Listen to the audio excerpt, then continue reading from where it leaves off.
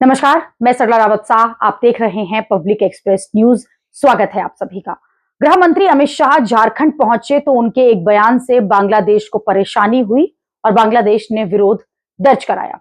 इतना ही नहीं, बांग्लादेश ने भारत की सरकार को सलाह भी दे डाली कि भारत की सरकार को अपने नेताओं को ऐसे बयानों से बचने की सलाह देनी चाहिए।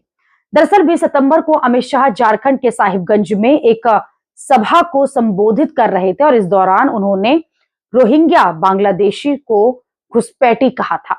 अब इस टिप्पणी पर बांग्लादेश की मिनिस्ट्री ऑफ फॉरेन अफेयर्स ने अपने फेसबुक पेज पर इस बात की जानकारी दी है और एक साथ ही लंबा चौड़ा उन्होंने बयान भी दिया है। देखा है कि अमित शाह ने हाल ही में अपनी झारखंड यात्रा के दौरान बांग्लादेशी नागरिकों के बारे में टिप्पणी की थी।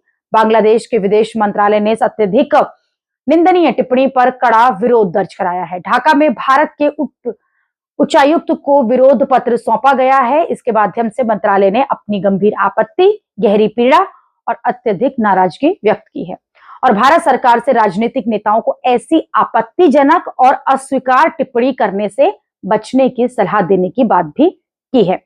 मंत्रालय ने इस बात पर भी जोर दिया है कि पड़ोसी देश के नागरिकों के खिलाफ जिम्मेदार पदों से आने वाली ऐसी टिप्पणियों से दो मित्र देशों के बीच आपसी सम्मान और समझ की भावना को कमजोर करती है।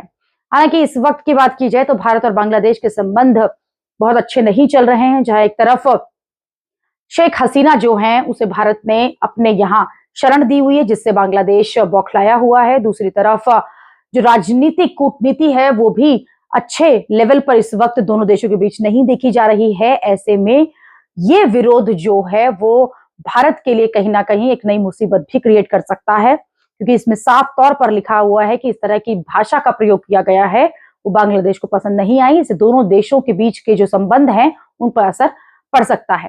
हालांकि इस चिट्ठी के बाद, इस ओपन लेटर के बाद अभी तक भारत सरकार की तरफ से कोई बयान सामने नहीं आया है। अभी के लिए इतना ही। अगली खबर में आपसे फिर होगी मुलाकात। देश और दुनिया की खबरों के लिए आप देखते रहिए, आप जुड़े रहिए पब्लिक एक्सप्रेस न्यूज के साथ। धन्यवाद।